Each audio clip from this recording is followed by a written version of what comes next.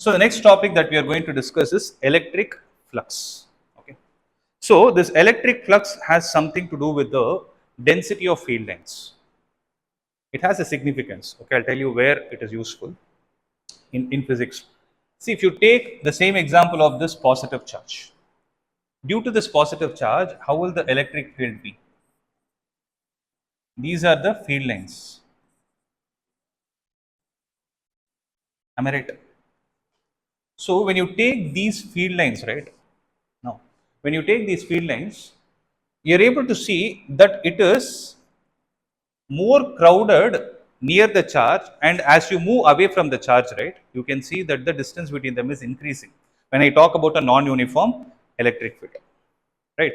Meaning, if there are field lines, if I take an area here, means if I take my hand and place it like this here, I'm able to see that 3 lines are passing, whereas if I take the same and keep it here, I'm able to see only 1 line passing. Means as I move away from it, I'm able to see that the number of field lines that are passing through the area that we have considered is changing, right? So it has a significance. So instead of using the word like field line density, if we call it as flux, right, this flux will tell us what is the strength of the electric field generated due to a system of charge at a particular place. So that is the main objective of it. For that, which we need to understand what is the definition of it. So if you see, electric flux is basically the total number of field lines of force. These are the field lines of force. If you calculate the total number of field lines of force that are passing through a given area, the area is the finger that I consider, right? If you are able to calculate the number of field lines that are passing through the given area that you considered, but a point to be added here is through a given area perpendicular to it.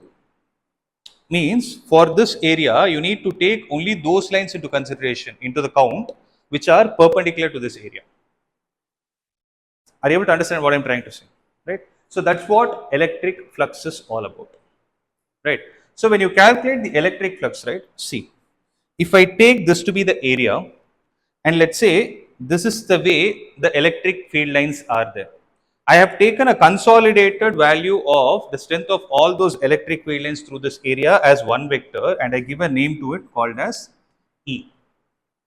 Right. So what is that we are suggesting? So for you to define the electric flux, you need to calculate the total number of field lines that are passing through the given area perpendicular to it. Meaning, this electric field line is supposed to be perpendicular to the area. So the shape is like this, right? The shape is in this way. This is the direction perpendicular to it, but the electric field is like this, right? So if I take this angle to be theta, right? Now there is a point to be noted that for any surface, when you talk about a two-dimensional surface or a three-dimensional surface, the area that you have considered is always perpendicular to the surface. How is it? It is perpendicular to the surface. And the next point to be noted is in the outward direction.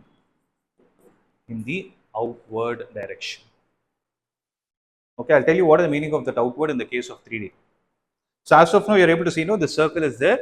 I've considered the aerial vector to be perpendicular to the surface. So this is going to be the direction of area. So electric field and area, they are acting at an angle of theta with respect to each other. Now this electric field can be resolved into two components. One is E cos theta and the other is going to be E sin theta. If you see, E sin theta is not a component which is perpendicular to the surface, only E cos theta is perpendicular. So if you are able to take the product of this E cos theta and A, then this is going to give me the flux, right? So if you write this flux, this will be equal to E vector dot A vector, and this is read as phi. Okay, so this is the mathematical symbol for flux as such, right? So if you put phi with a subscript E, you call it as electric flux, because the same concept we'll be discussing in magnetism also. There we call it as magnetic flux. right? If whatever you are able to understand from here is the same thing applicable there also. Now, I told you that aerial vector is perpendicular to the surface in the outward direction, right? What is the meaning of it is, if I take this cube, then this side is there, no? So that side is going to be a, okay, there's a cuboid. So that side is going to be a rectangle, right? For that rectangle, I can define the aerial vector perpendicular to it in either this direction or in this direction. But which one should I take into consideration according to physics? I need to take only the rightward one, because it says the aerial vector is always in the outward direction perpendicular to the surface. This is a very, very, very important point to be noted, because this is what we use to solve problems. There are two important problems in your textbook, which when I discuss that, right, you will understand this thing better. But I want you to remember this point. What is it? Can you please state it? Aerial vector is always in the outward direction perpendicular to the surface, right? So please make a note of this. 1 minute, 1 minute. So I wrote the mathematical expression for flux, right? Now, what kind of a physical quantity is this? Is this a scalar or a vector quantity? It's a scalar quantity, because you're talking about the number of field lines. And one more thing is, it's a dot product. It's a scalar quantity. Now, what is going to be the SI unit for it? This is Newton per Coulomb, and this is meter square. So it is going to be, I'll write it clearly.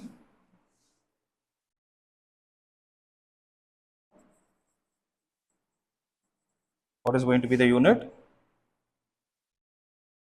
It is going to be Newton meter square per Coulomb.